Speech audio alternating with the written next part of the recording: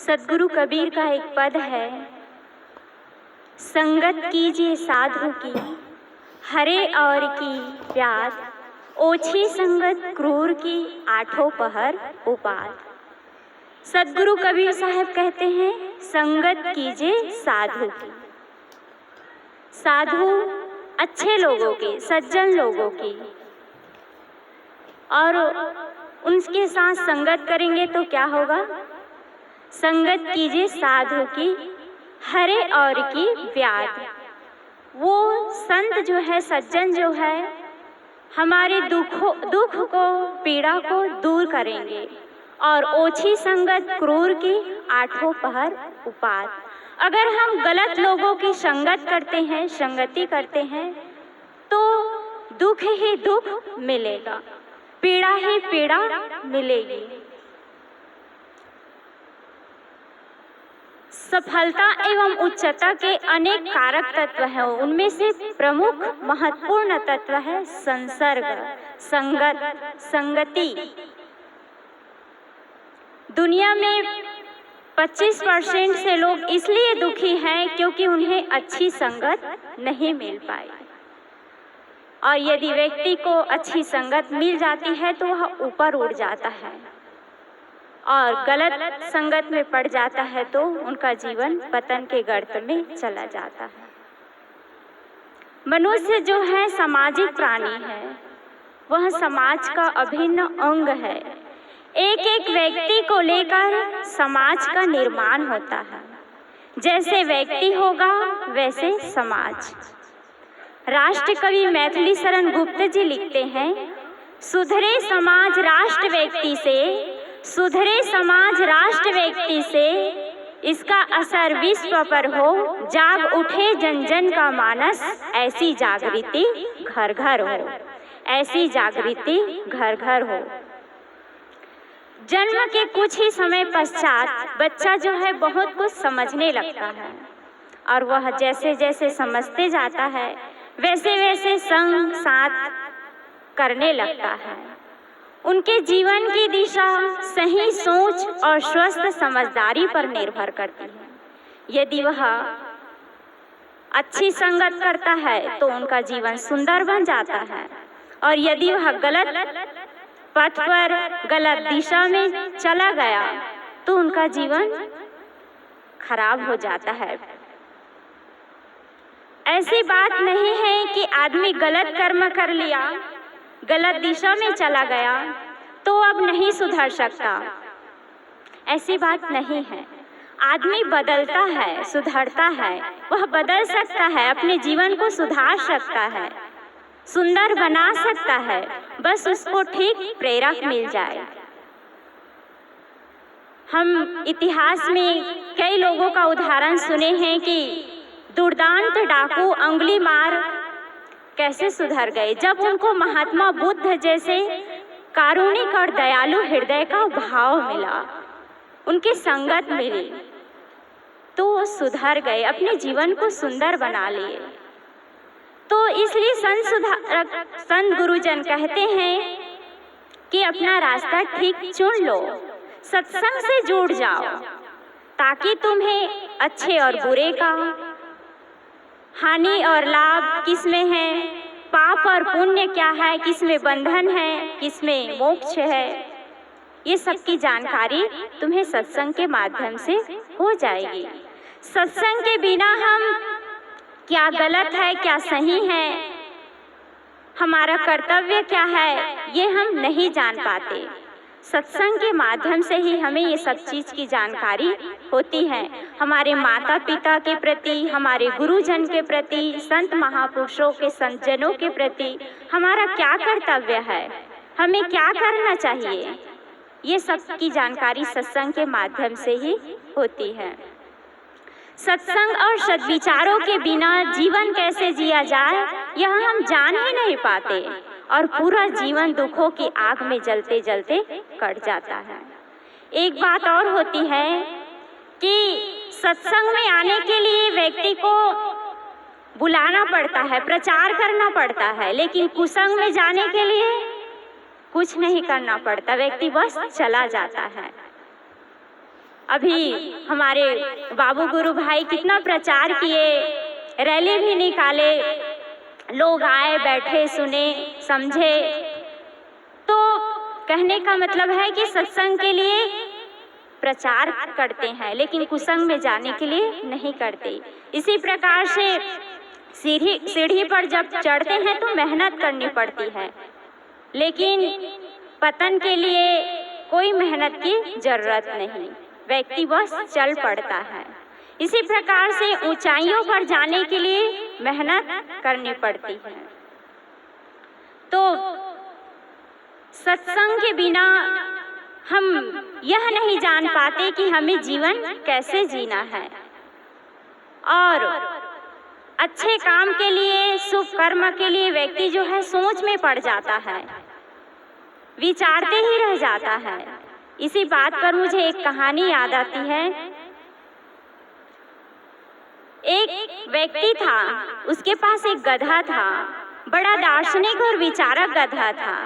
वैसे सभी विचारक गधे होते हैं, क्योंकि जीवन भर विचार ही करते रहते हैं, करते धरते कुछ नहीं। तो वो गधा जो था, उनके दाएं और बाएं दोनों तरफ एक शैतान प्रवृत्ति का व्यक्ति था, उनके दोनों तरफ हरी हरी घास रख दी। तो जो गधा जो है सोच में पड़ गया कि मैं दाएं तरफ की घास खाऊं कि बाएं तरफ की घास खाऊं। फिर उनके मन ने कहा कि मुझे दाएं तरफ की घास खानी चाहिए। फिर उनका मन सोचने लग जाता है कि बाएं तरफ की घास में क्या कमी है, क्या खराबी है।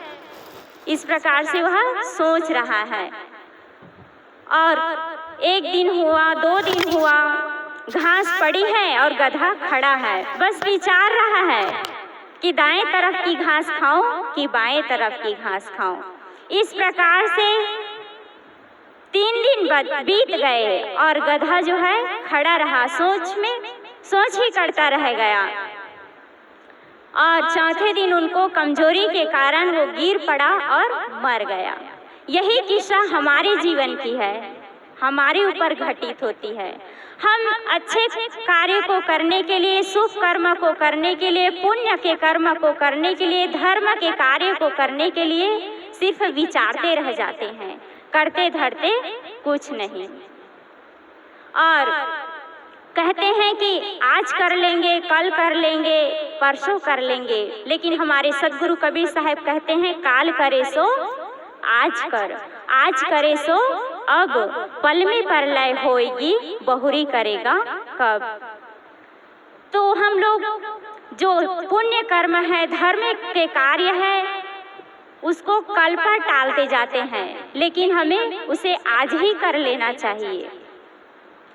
इस प्रकार से आनंद और उल्लास और सुंदर जीवन जीने का एक सूत्र है, जो हम अपने लिए चाहते हैं वह दूसरों के लिए भी चाहें। हम अपने लिए क्या चाहते हैं? अच्छा, शुभ, फूल, अमृत। तो हम जो अपने लिए चाहते हैं वह दूसरों के लिए चाहें, लेकिन हम लोग स्वार्थी बने हुए हैं। अपने लिए तो हम लोग अच्छा चाहते हैं, अपने लिए शुभ और दूसरे के लिए अशुभ, अपने लिए लाभ, दूसरों के लिए हानि, अपने लिए अमृत चाहते हैं और दूसरों के लिए जहर चाहते हैं, अपने लिए फूल और दूसरों के लिए कांटे। लेकिन इस सूत्र में बताते हैं कि जो हम अपने लिए चाहते हैं वो दूसरों के लिए भी चाहें। हम अपने लिए प्रेम चाहते हैं, अपने लिए सम्मान चाहते हैं, अपने लिए अच्छा चाहते हैं, तो दूसरों के लिए भी अच्छा चाहे। जब हम दूसरों के लिए अच्छा चाहेंगे तो हमारे लिए अपने आप ही अच्छा हो जाएगा। जो दूसरों के लिए कांटा होते हैं, कांटा चाहते हैं, उनके जीवन में खुद उनको कांटा चुभता है। जो दूसरों के लिए जहर चाहते हैं, उनका जीवन, जो दूसरों के लिए जाल बिछाते हैं, वो खुद जाल में फंस जाते हैं। तो सत्संग और सद्विचारों के बिना हमें कैसे जीवन जीना है, यह हम संत गुरुजनों के माध्यम से ही जानते हैं।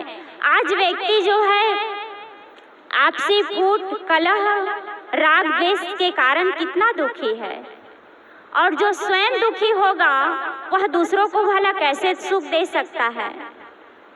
एक हंसने वाला व्यक्ति ही दूसरों को हंसा सकता है, रोने वाला व्यक्ति कभी दूसरे को नहीं हंसा सकता। यदि भौतिक चीज़ों के लिए तो मेरे पास जो चीज़ नहीं है उसको मैं खरीद करके ला करके दे सकता हूँ। मैं अगर रोटी नहीं खाई हूँ लेकिन फिर भी मैं रोटी बना करके आप सभी को किसी को भी खिला सकते हैं।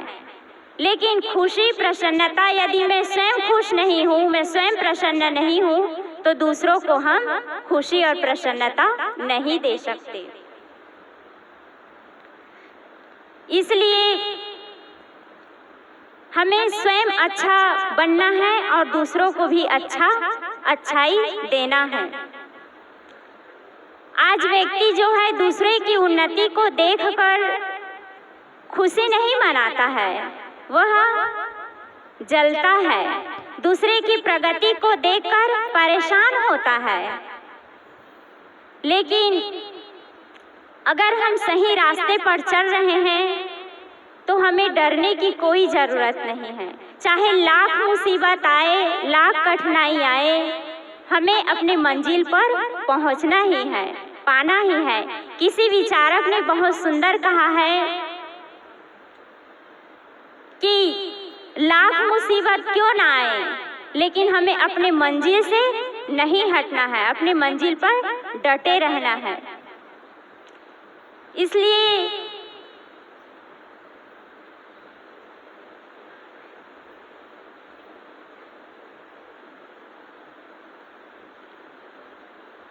कहा है कि मुसीबत से भाग जाना आसान होता है, मुसीबत से भाग जाना आसान होता है। जिंदगी का हर एक पल इम्तिहान होता है। डरने वाले को कुछ नहीं मिलता इस जहां में, संघर्ष करने वालों के कदमों में जहान होता है।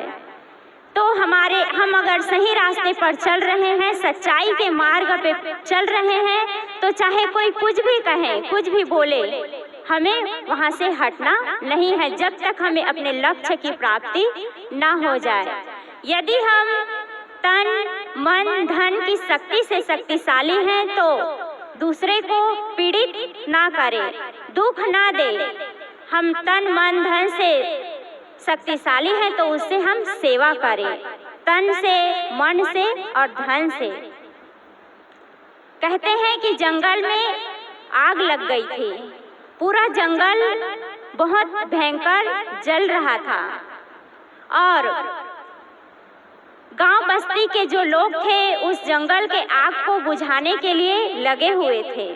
वहीं जंगल में, उसी जंगल में एक छोटी सी चिड़िया थी, वह भी आग बुझाने का प्रयास कर रही थी। वो अपने चोंच में पानी भर कर लाए और आग में डाले। इस काम को एक बंदर जो है देख रहा था, वह चिड़िया के पास गया और बोला, अरे ना समझ, तू क्या कर रही है? इतनी भयंकर आग लगी है और तुम अपने चोंच में पानी ले जा कर के डाल रही हो, इससे आग बुझेगा? तो वह चिड़िया जो है बोली कि आप सच कह रहे हैं, मैं जो पानी डाल रहा हूँ उससे आग नहीं बुझेगी, लेकिन जब भी इस घटना का इतिहास लिखा जाएगा तो मेरा नाम आग लगाने वालों में नहीं, आग बुझाने वालों में लिखा जाएगा। इसलिए कहा है कि लगा सको तो बाग लगाओ, आग लगाना मत सीखो, जला सको तो दिए जलाओ, दिल जलाना मत सीखो, कमा सको तो पुण्य कमाओ, पाप कमाना ना सीखो, मार सको तो मन को मारो, जीव मारना मत सीखो। तो सज्जनों और सज्जनों संतों की हम संगत करें और अपने जीवन को कैसे जीना है, किस ढंग से जीना है, इसका हम विवेक करें और सुंदर जीवन जिए, प्रसन्नता पूर्वक जीवन जिए। इन्हीं शब्दों के साथ मैं अपनी वाणी को विराम देती हूँ।